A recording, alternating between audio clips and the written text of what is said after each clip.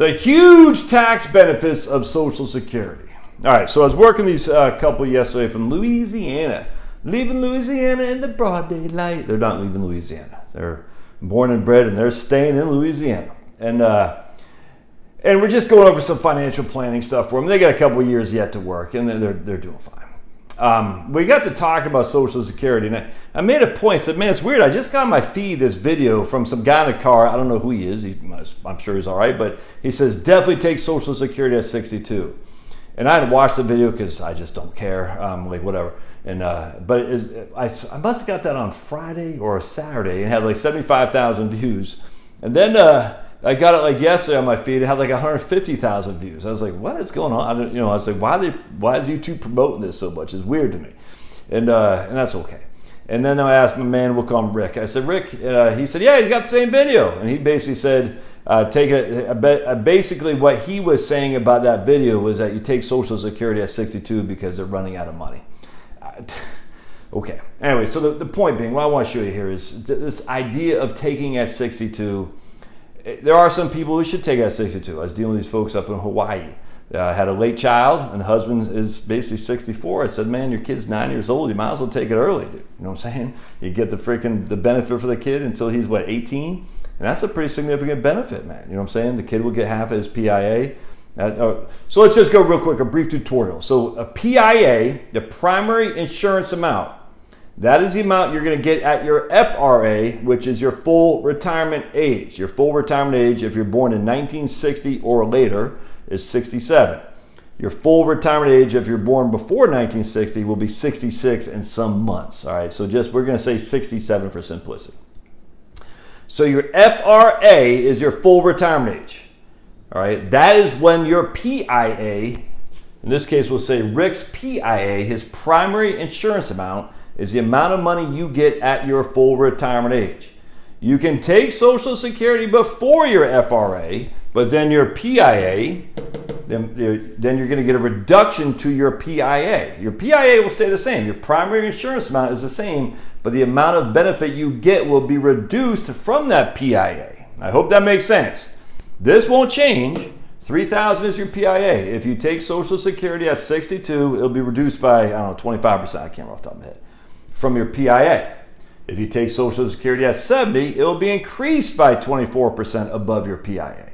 All right. Always remember that. The PIA is critically important. That's the amount you get at your full retirement age. Always start with that baseline. I cannot stress this enough.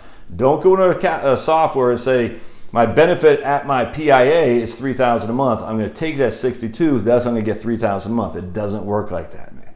All right. Anyway, so point being. So in this case, we got Rick, and we'll call his wife Mary. Rick and Mary in Louisiana. They got 3 dogs. They moved out on 5 acres because their dogs are allowed and their neighbors' dogs are allowed. And they said there's no peace around here, so they moved out on some acreage. They're both working, both have heavy commutes, and they're like, they just want to know if they're on track. And they're on track to retire probably about 3 more years, but not yet, but about 3 more years. And I said, if you can find a gig that's less commuting, that's something you want to consider. But for the time being, you're on track. So we're crunching some numbers, talking about taking Social Security at 62. And Rick's about a year older than his better half, Mary. And I said, and we're going to have Rick, we're killing off Rick well before Mary dies, all right? We're just chivalrous here at Heritage Wealth Planning. So Mary's going to survive Rick by, I think we had 7 years or something like that. So for Rick, because his PIA was significantly higher than Mary's benefit will be based on Rick's amount. So Mary's going to get half of Rick's primary insurance amount, assuming she takes it at her full retirement age as well, at 67. So given that Rick is older, given that Rick has a bigger benefit, and given that Rick is going to predecease Mary, we want Rick taking it at his full retirement age, if not later, for sure. Now, he's only like 60 years old now, so we wouldn't have to make this decision today, but off the table to take at 62. Off the table. No other way around it. Because what happens is when old Rick dies, Mary is going to get the benefit of either the larger of her own benefit or Rick's. Well, it's going to be Rick's. So we want to make sure that we enhance Mary's benefit as much as we possibly can. So Rick should take it at his full retirement age, if not 70. To be determined. We can discuss Mary taking it early if she wants. She has her own benefit on her record. It's small, but that might be something to take at 62. And we'll have to cross that bridge later with these people. But as it is now, we're going to assume that Mary's benefit is half of Rick's at her PIA at 67. All right. So we're going to assume this is their benefit right now. $3,000 for old Rick, $1,500 for old Mary. That's $4,500 a month in Social Security. All right.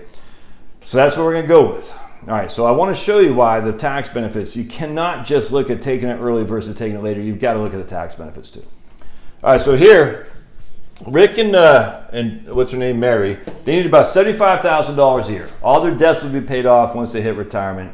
They got a couple car loans. All that stuff's gonna be paid off. So they're working like a freaking banshee, and they're paying off their debts, paying off their debts, paying off their debts, and they're gonna need about $75,000 a year when they retire. A little bit more than $6,000 a month, and that does include Medicare. What about healthcare? That includes Medicare.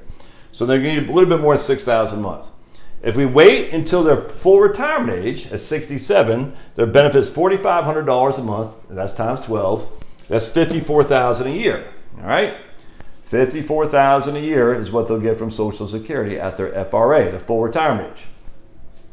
They need $75,000 a year, which means they'll need to pull $21,000 a year from their portfolio, and they don't have a huge portfolio. They don't. They got it's not $1 million off the top of my head. I can't remember what it was. But they need $21,000 a year from their portfolio. Everybody with me on that so far?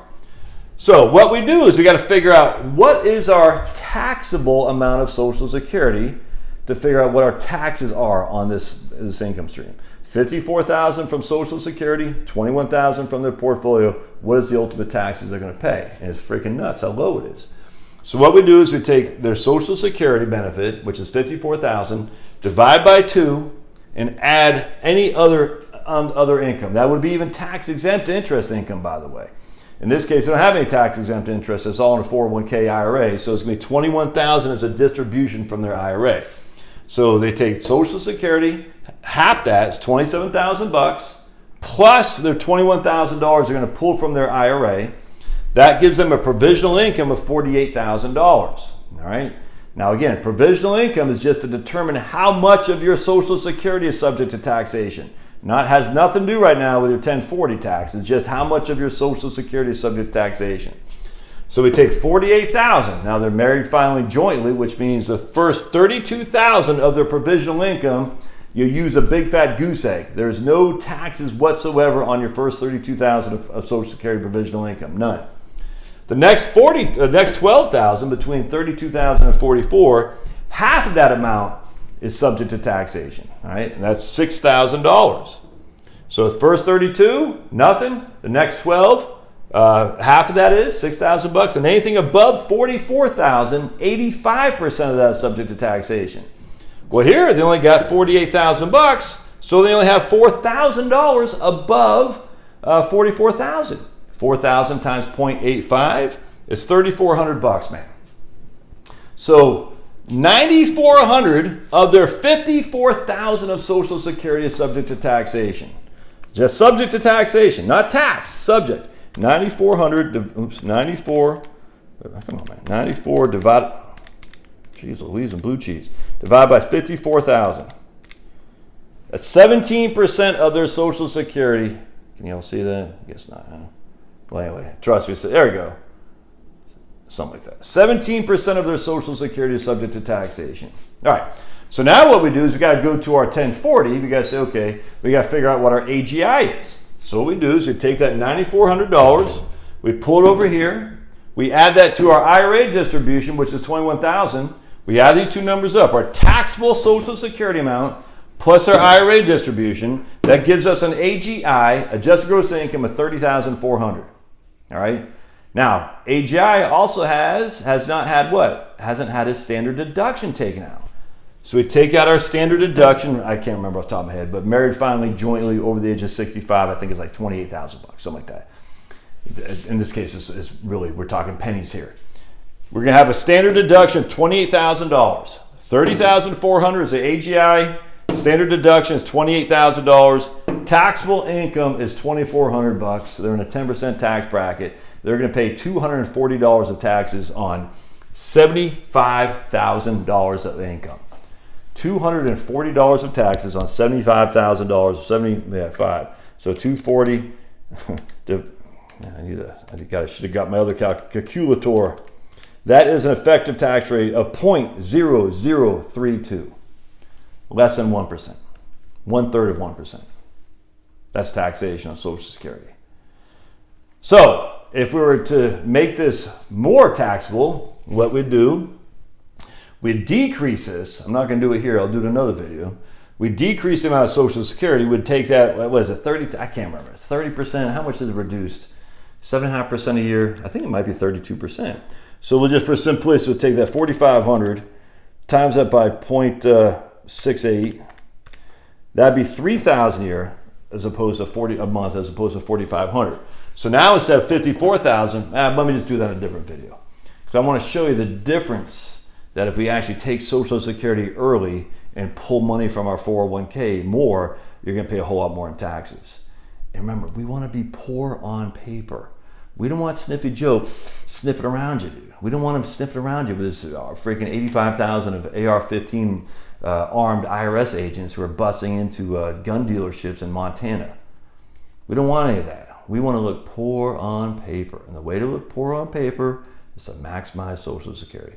If you like these videos that help you, buy me a cup of coffee. I take decaf only. I'm too hyper. I don't need any caf, dude. I don't need cocaine. Don't need caffeine. Your old buddy Josh is hyper as it is. Buy me decaf and doobie-doo.